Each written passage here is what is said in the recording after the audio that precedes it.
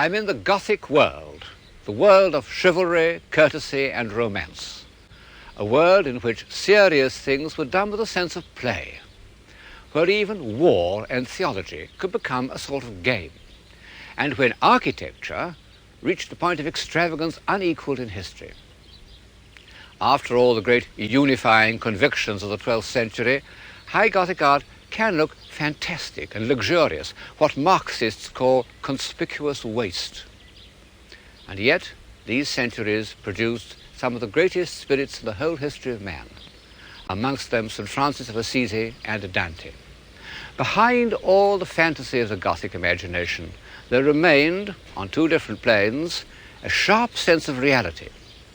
Medieval man could see things very clearly, but he believed that these appearances should be considered as nothing more than symbols or tokens of an ideal order, which was the only true reality. The fantasy strikes us first. A charming example is this series of tapestries known as The Lady with the Unicorn, one of the last and most seductive examples of the Gothic spirit. It is poetical, fanciful, and profane. Its ostensible subject is the four senses, but its real subject is the power of love, which can enlist and subdue all the forces of nature, including these two emblems of lust and ferocity, the unicorn and the lion. They kneel before this embodiment of chastity and even hold up the corners of her tent. These fierce beasts have become, in the heraldic sense, her supporters. And all round this allegorical scene is what the scholastic medieval philosophers used to call nature naturing, natura naturans. Birds, trees, flowers, leaves galore, and those rather obvious symbols of nature naturing, rabbits.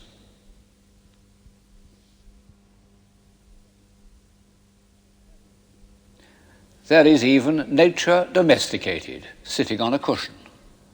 What an image of worldly happiness at its most refined, what the French call the douceur de vivre, which is often confused with civilization.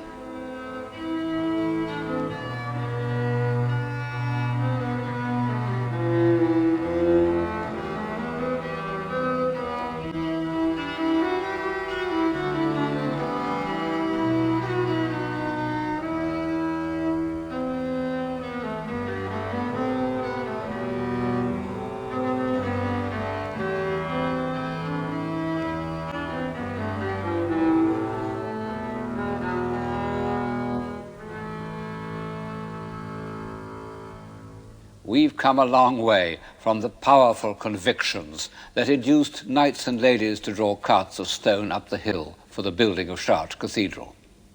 And yet, the notion of ideal love and the irresistible power of gentleness and beauty, which is emblematically conveyed by the homage of these fierce beasts, can be traced back for 3 centuries, and we may even begin to look for it in the north portal of Chartres.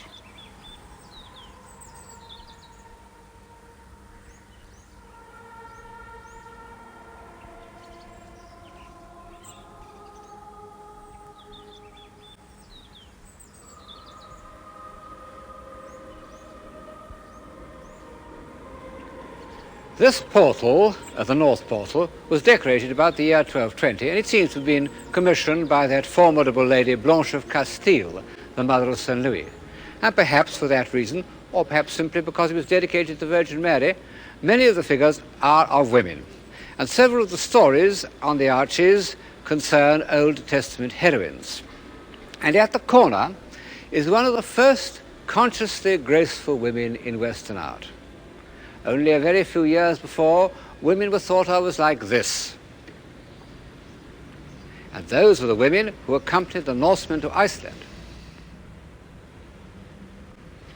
Now, look at this embodiment of chastity, lifting her mantle, raising her hand, turning her head, with rhythms of self-conscious refinement that would have become mannered, but here are genuinely modest. In fact, she represents a saint called Saint Modeste, which he might be Dante's Beatrice. Of the 2 or 3 faculties that have been added to the European mind since the civilization of Greece and Rome, none seems to me stranger and more inexplicable than the sentiment of ideal or courtly love. It was entirely unknown in antiquity. Passion, yes. Desire, yes, of course. Steady affection, yes. But this state of utter subjection to the will of some almost unapproachable woman, this belief that no sacrifice was too great, that a whole lifetime might properly be spent in paying court to a disdainful lady or suffering on her behalf. This would have seemed to the Romans or to the Vikings not only absurd but unbelievable. And yet for hundreds of years it passed unquestioned. It inspired a vast literature from Chrétien de Troyes to Shelley, most of which I find completely unreadable. And even up to 1945, we still retained a number of chivalrous gestures. We raised our hats to ladies and let them pass first through doors, and in America pushed in their seats at table. We still subscribed to the fantasy that they were chaste and pure beings in whose presence we couldn't tell certain stories or pronounce certain words. Well, that's all over now. But it had a long run, and there was much to be said for it. How did it begin? The truth is that nobody knows. And most people think that, like the pointed arch, it came from the East, that pilgrims and crusaders found in the Muslim world a tradition of Persian literature in which women were the subject of extravagant compliment and devotion. I don't know enough about Persian literature to say this is true, but I do think that the Crusades had another, less direct influence on the concept of courtly love. The lady of a castle must always have had a peculiar position, cooped up with so many unoccupied young men who couldn't spend all their time fighting. And when the lord was away for a year or two, the lady was left in charge. She took on his functions and received the kind of homage that was accepted in a feudal society. And the wandering knight who visited her did so with the mixture of deference and hope that one gets in the troubadour poems. Pour mon cœur relais au cherve une chanson faire.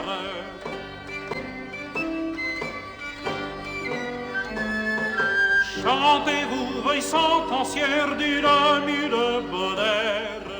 In support of this theory is the subject of the siege of the Castle of Love, which appears on mirror cases and caskets and other domestic objects of the 14th century.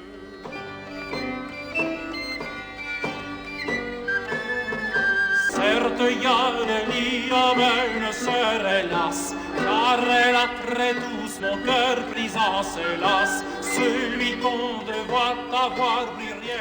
I ought perhaps to add that the idea of marriage doesn't come into the question at all. Medieval marriages were entirely a matter of property. Well, as everybody knows, marriage without love means love without marriage. And then, I suppose one must admit that the cult of the Virgin had something to do with it. In this context, it sounds rather blasphemous. But the fact remains that one often hardly knows if a medieval love lyric is addressed to the poet's mistress or to the Virgin Mary. The greatest of all writings about ideal love, Dante's Vita Nuova, The New Life, is a quasi-religious work. And in the end, it is Beatrice who introduces Dante to paradise. So, for all these reasons, I think one can associate the cult of ideal love with the ravishing beauty and delicacy that one finds in the Madonnas of the late 13th. Courtly love was not only the subject of lyrics, but of long, very long stories in prose and verse. And this reminds me of something else that the Gothic centuries added to the European consciousness, that cluster of ideas and sentiments which surrounds the words romantic and romance. One can't really say that romance was a Gothic invention. I suppose that, as the word suggests, it was Romanesque and grew up in those southern districts of France where the memories of Roman civilization had not been quite obliterated when they were overlaid by the more fantastic imagery of the Saracens. But the chivalrous romance of the Gothic time, from Chrétien de Troyes in the 13th century to Mary in the 15th, with their allegories and personifications, their endless journeys and night-long vigils, their spells and mysteries, had a special appeal to the medieval mind. For 200 years, the Roman de la Rose was probably the most read book in Europe, except for Boethius and the Bible. Well, it's not much read today, except in order to pass examinations. But of course, the effect of these romances on 19th century literature was decisive, whether as a quarry or as an imaginative escape, especially in England. The Eve of St. Agnes, the Belle Dame sans Merci, the Idylls of the King, to say nothing of that crucial masterpiece of the late 19th century, Wagner's Tristan and Isolde. One can't say that Gothic romance hasn't played a part in our experience, if only at second hand.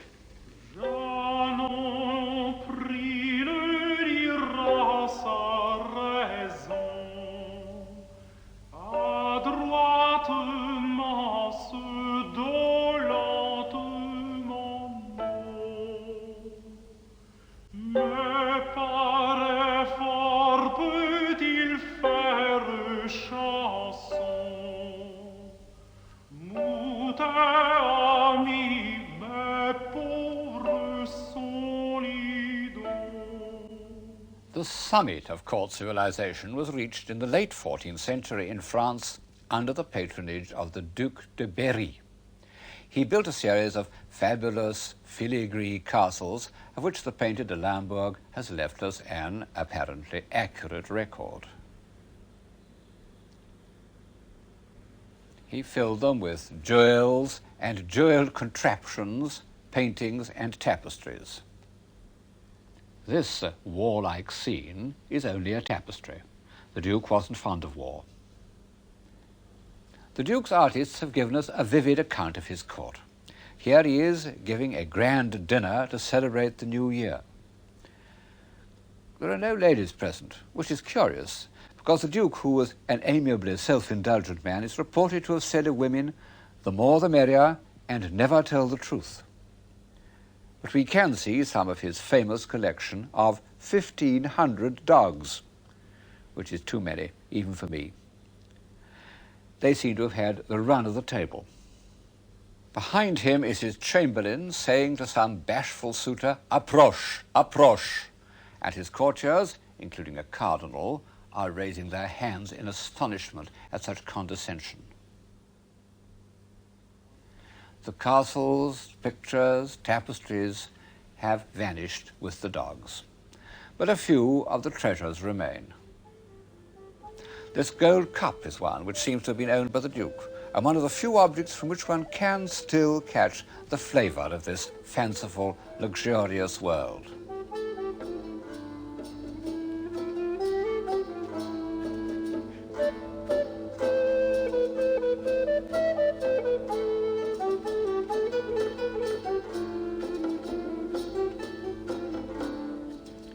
And this, nominally a reliquary, but actually an extravagant but charming toy.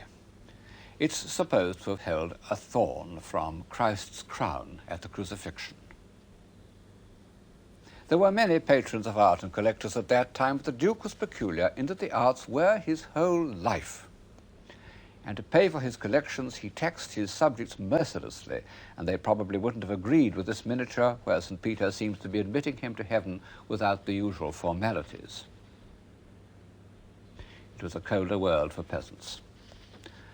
The manuscripts illustrate another capacity of the human mind which had grown up in the preceding century, the delighted observation of natural objects, leaves and flowers, animals and birds.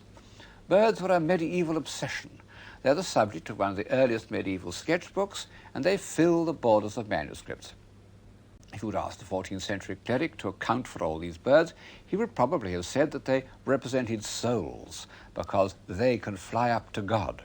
But this doesn't really explain why artists drew them with such obsessive accuracy, and I think the reason is that they have become symbols of freedom. Under feudalism, men and animals were tied to the land. Very few people could move about, only artists and birds. They were cheerful, hopeful, impudent, and mobile. and in addition had the kind of markings that fitted in with medieval heraldry. The Duke's earliest manuscripts had shown an isolating and symbolizing approach to nature. But in the middle of his career, he discovered an artist or a group of artists called de Limbourg, who by some stroke of original genius saw nature as we see it, as part of a complete visual experience.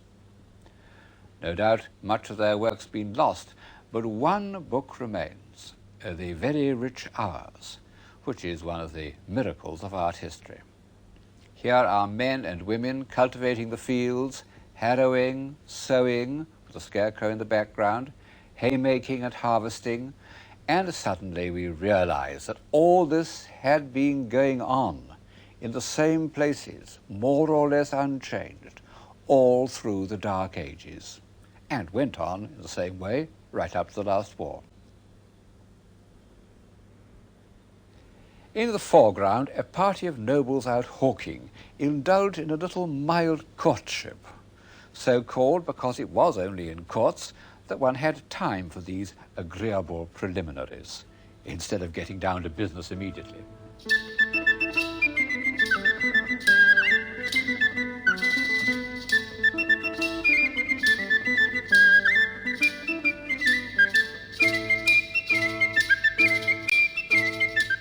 Then, in May, everyone puts on crowns of leaves and goes out riding.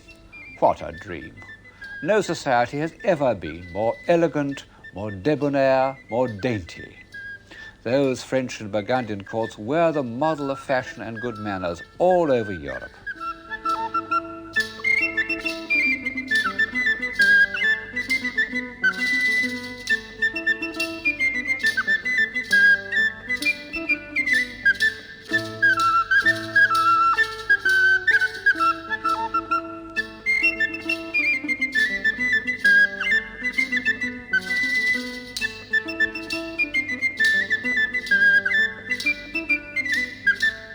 Many people, when you mention to them the word civilization, think of something like this. Well, it isn't to be sneezed at. But it isn't enough to keep a civilization alive, because it depends on a small, static society that never looks outside or beyond. And we know from many examples that such societies become petrified, anxious only to hold on to their own social order. The great, indeed the unique merit of European civilization has been that it has never ceased to develop. Even the idea of courtesy could take on an unexpected form. In the years when the north portal of Chartres was being decorated, a rich young dandy named Francesco Bernardone suffered a change of heart. He was, and always remained, the most courteous of men. He was deeply influenced by French ideas of chivalry. And one day, when he had fitted himself up in his best clothes in preparation for some chivalrous campaign, he met a poor gentleman whose needs seemed to be greater than his own, and gave him his cloak. That night he dreamed that he should rebuild the celestial city. Later, he gave away his possessions so liberally that his father, who was a rich businessman in the Italian town of Assisi, decided to disown him, whereupon Francesco took off his remaining clothes and said that he would possess nothing, absolutely nothing. The Bishop of Assisi hid his nakedness and afterwards gave him a cloak, and Francesco went off into the woods singing a French song. The next 3 years he spent in abject poverty, looking after lepers, who were very much in evidence in the Middle Ages, and rebuilding with his own hands abandoned churches. In all his actions he took the words of the Gospels literally, and he translated them into the language of chivalric poetry. He said that he had taken poverty for his lady, and when he achieved some still more drastic act of self-denial, he said that it was to do her a courtesy. It was partly because he saw that wealth corrupts and is the cause of war, but partly because he felt that it was discourteous to be in the company of anyone poorer than oneself.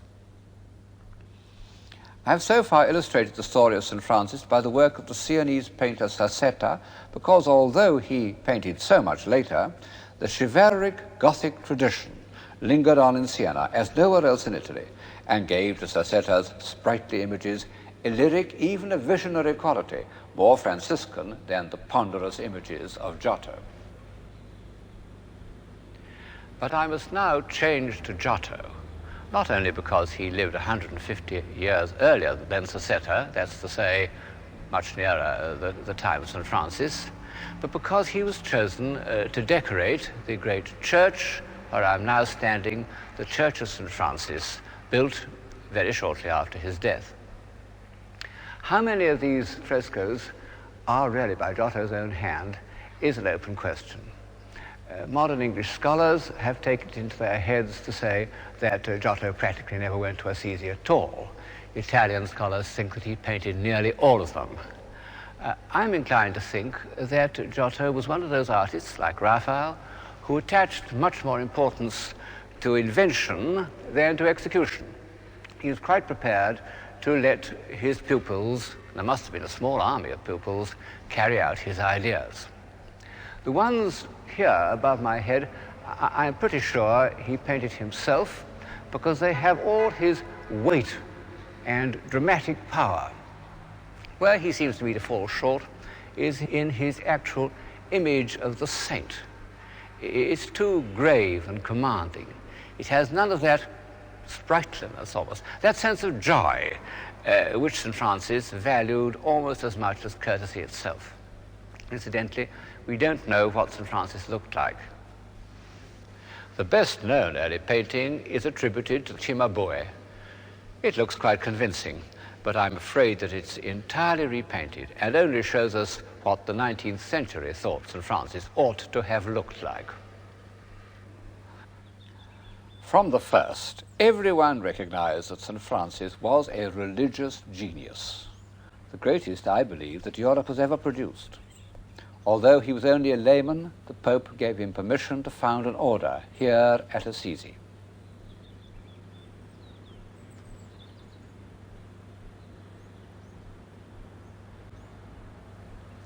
St. Francis died in 1226 at the age of 43, worn out by his austerities.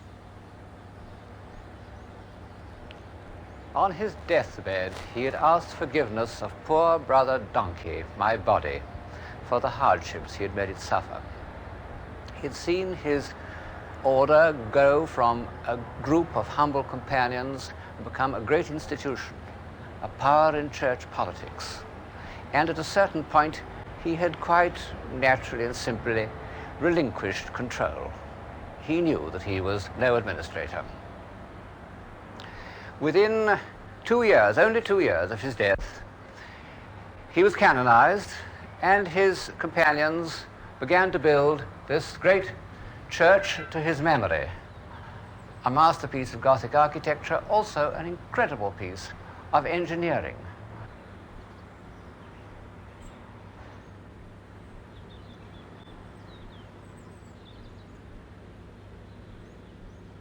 Two churches, one on top of the other, a huge monastery, all built on arcades, and of such hard stone that it's almost impossible to believe that it's original 13th century work.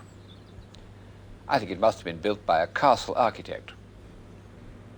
It was decorated by all the chief Italian painters of the 13th and 14th centuries, from Cimabue onwards, so that it has become the richest and most evocative church in Italy.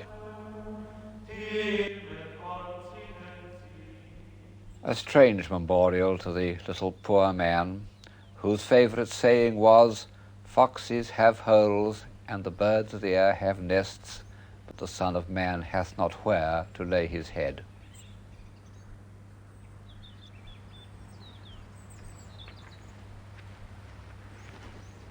But of course, St. Francis's cult of poverty couldn't survive him. It didn't even last his lifetime. It was officially rejected by the Church because the Church had already become part of the international banking system that originated in the 13th century. And those of St. Francis's disciples who clung to his doctrine of poverty called Fraticelli, were denounced as heretics and burnt at the stake. And for 700 years, capitalism has continued to grow to its present monstrous proportions. It may seem that St. Francis has had no influence at all, because even those humane reformers of the 19th century who sometimes invoked him didn't wish to exalt or sanctify poverty, but to abolish it.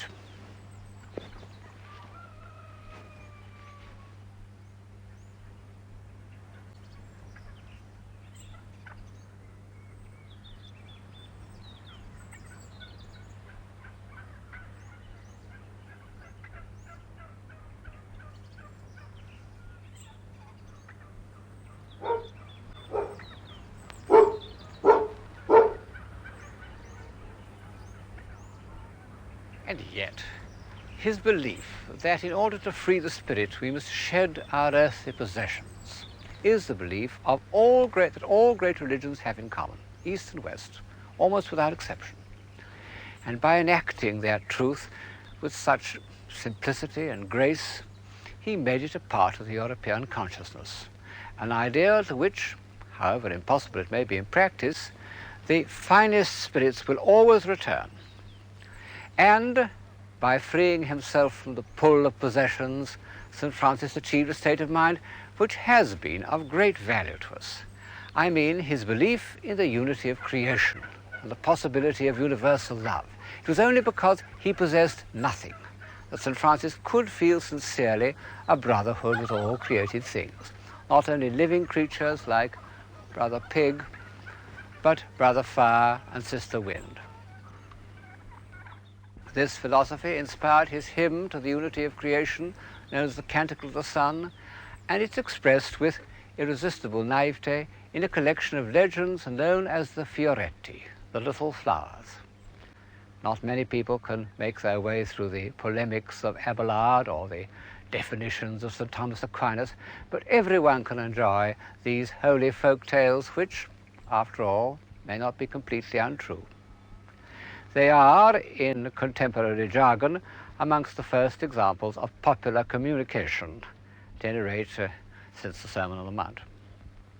And they tell us, for instance, how St. Francis persuaded a fierce wolf that terrified the people of Gubbio to make a pact by which, in return for regular meals, he will leave the citizens alone. "Give me your paw," said St. Francis, and the wolf gave his paw. Most famous of all, of course, is the Sermon to the Birds, those creatures which, as I've said, seemed to the Gothic mind singularly privileged. 7 centuries haven't impaired the naive beauty of that episode.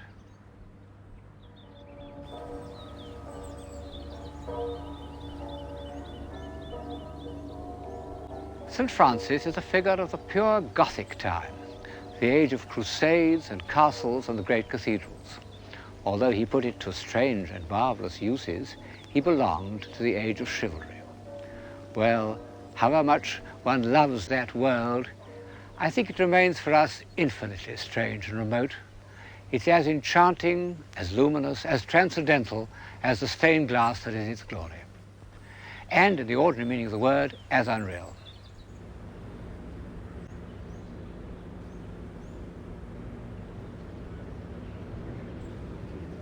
But already, during the lifetime of St. Francis, another world was growing up, which, for better or worse, is the ancestor of our own.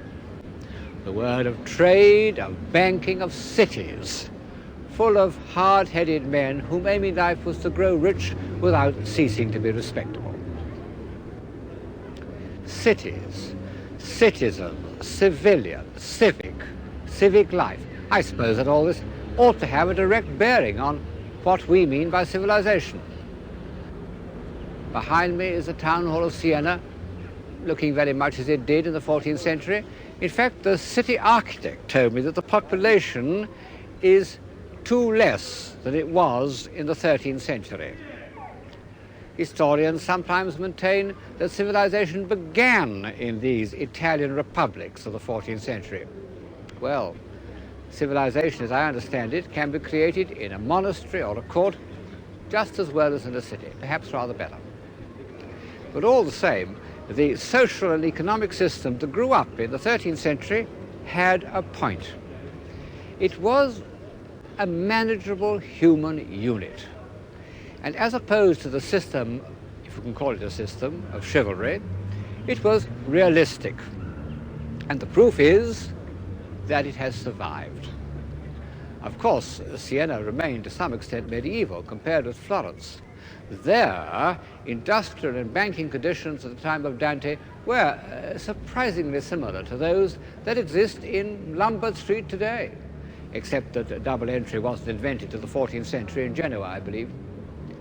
Of course, the Italian republics weren't in the least democratic, as those pre-Marxist innocents, the liberal historians, used to think they were. Exploitation was in the hands of a few powerful families who managed to operate within the framework of a guild system in which the workers had no say at all. The Italian merchant of the 14th century isn't a sympathetic figure, less so really than that old reprobate Jean de Berry.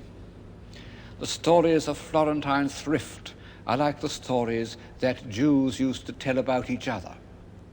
But, and here the parallel with Lombard Street is not so close, the new merchant classes, as patrons of the art of their own time, were at least as intelligent as the aristocracy. And just as their economic system was capable of an expansion that has lasted till today, so the painting they commissioned had a kind of solid reality that was to be the dominant aim of art up to the time of Cézanne.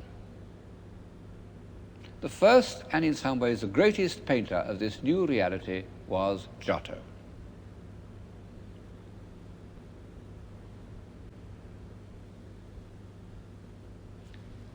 This is one of Giotto's frescoes in the Arena Chapel in Padua.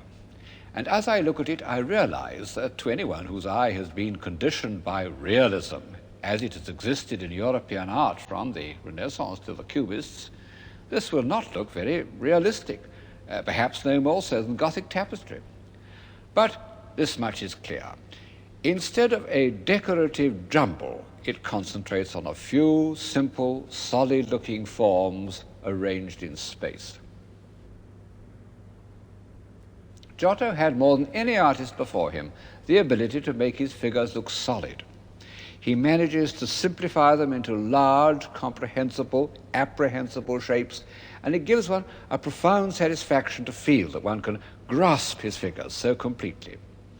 He needs to make his figures more vividly credible because he wishes us to feel more intensely the human drama in which they are involved. Once we have, so to say, learnt Giotto's language, we can recognize him as one of the greatest masters of painted drama that has ever lived.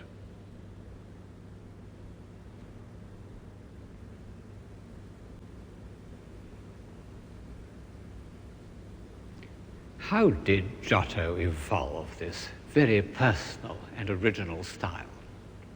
When he was a young man, he was born in Tuscany in about 1265, Florentine painting was really only a less polished form of Byzantine painting.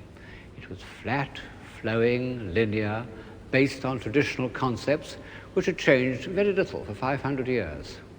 For Giotto to break away from it and evolve this solid, space-conscious style was one of those feats of original creation that have occurred only 2 or 3 times in the history of art. When such drastic changes do take place, one can usually find certain points of departure, models, predecessors, but not with Giotto.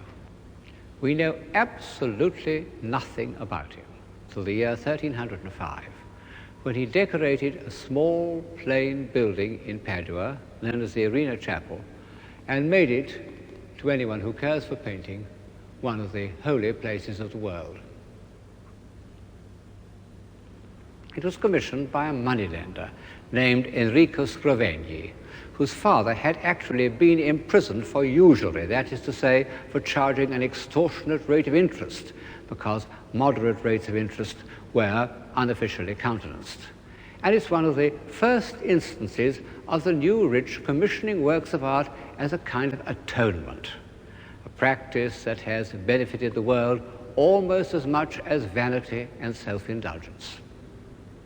Here he is, perhaps the earliest painted portrait that is obviously a genuine likeness, presenting a model of his chapel to three angels, and for that reason placed among the blessed in the Last Judgment.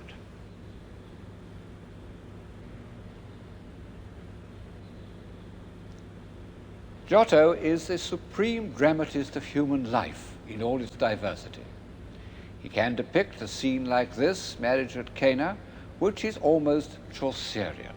Amen dicas asine, iam satur de gramine, amen, amen itera, aspernare vetera, esirana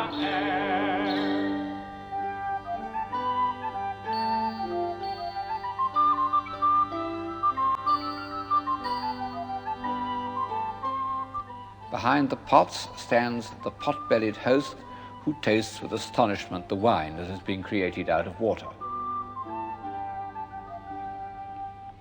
But Giotto is greatest when the human drama is greatest, as in this scene of the betrayal of the Garden of Gethsemane. What a marvelous invention that Judas should put his cloak round our Lord. Everything, heads, gestures, the explosive pattern of the spears, is a crescendo of feeling, tension, and violence.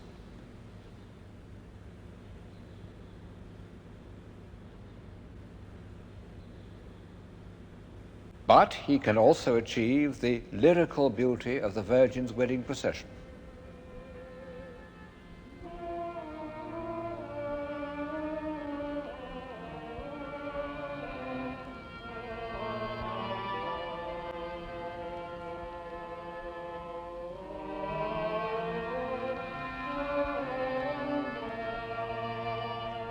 The tenderness of the Noli Me Tangere with its marvelously subtle relationship between the figures.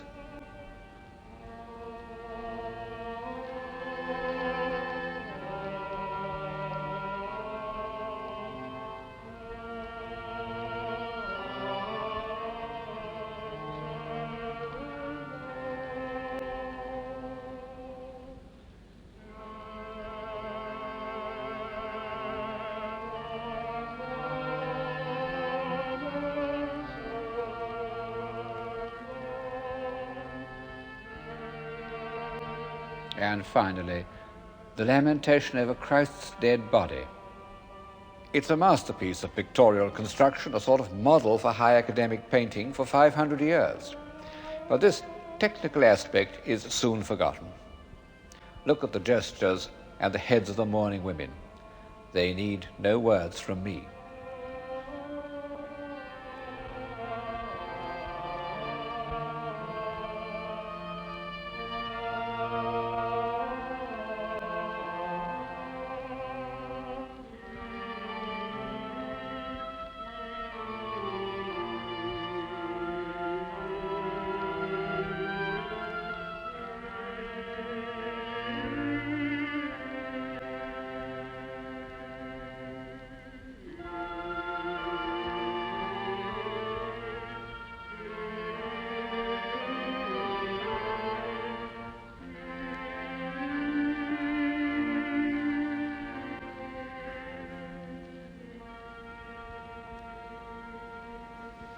Although I think that Giotto was one of the supreme painters of the world, he has equals. But in the year of his birth, and in the same district, was born a man who is unequaled, the greatest philosophical poet that has ever lived, Dante. Since they were contemporaries and compatriots, one feels that it should be possible to illustrate Dante by Giotto. They seem to have known each other, and Giotto may have painted Dante's portrait. In fact, their imaginations moved on very different planes. Giotto was above all interested in humanity. He sympathized with human beings, and his figures, by their very solidity, remain on earth. Well, of course, there is humanity in Dante. He lived in the thick of Florentine politics, and all the characters he had pitied or hated or admired appear in his poem. not only as representatives of good and evil, but with the vividness of real people. But Giotto lacked Dante's philosophic power and moral indignation, that heroic contempt for baseness that was to come again in Michelangelo. Above all, that vision of a heavenly order and the intellectual power to make it comprehensible.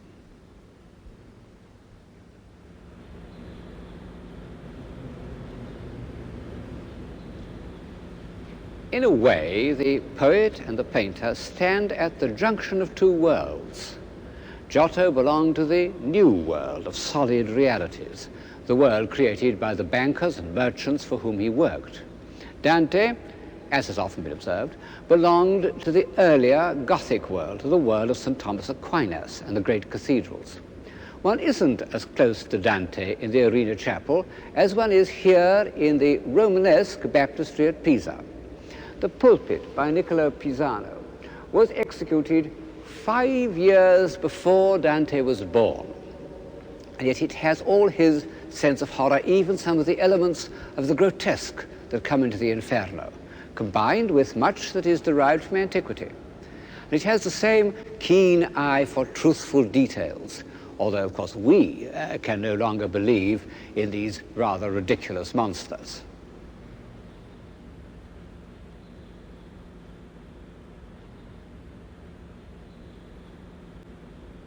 Niccolo's son, Giovanni, about 15 years older than Dante and Giotto, and deeply influenced by the Gothic art of the North, seems to me perfectly to reflect the Dantesque spirit.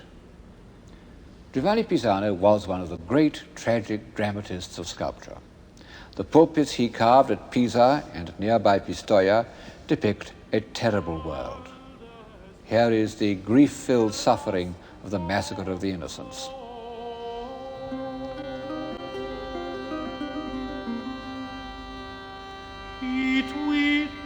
And went away unknown.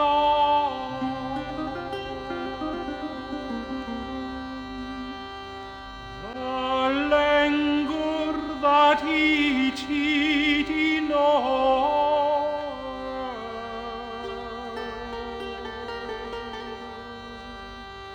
the loss he finde pris thereof.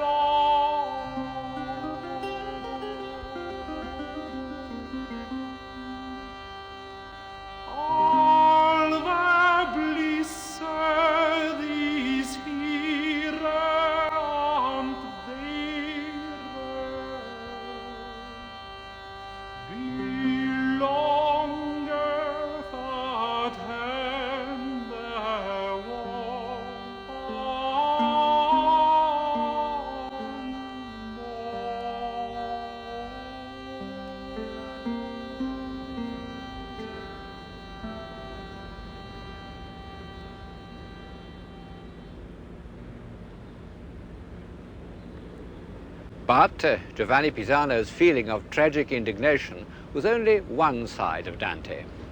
In the second half of his great poem, from the middle of the Purgatorio onwards, there are moments of disembodied bliss to which no artist of the time did justice. Nor were the painters of the 14th century ready to reflect Dante's feeling for light. Like all the heroes of this series, Dante thought of light as a symbol of civilized life. And in his poem he describes accurately and economically light in all its varying effects. The light of dawn, light on the sea, light on leaves in spring. But all these beautiful descriptions, which are the part of Dante that we like best, are only similes. They are introduced by the words as when. They are intended to illustrate and make comprehensible to our earthbound senses the vision of divine order and heavenly beauty.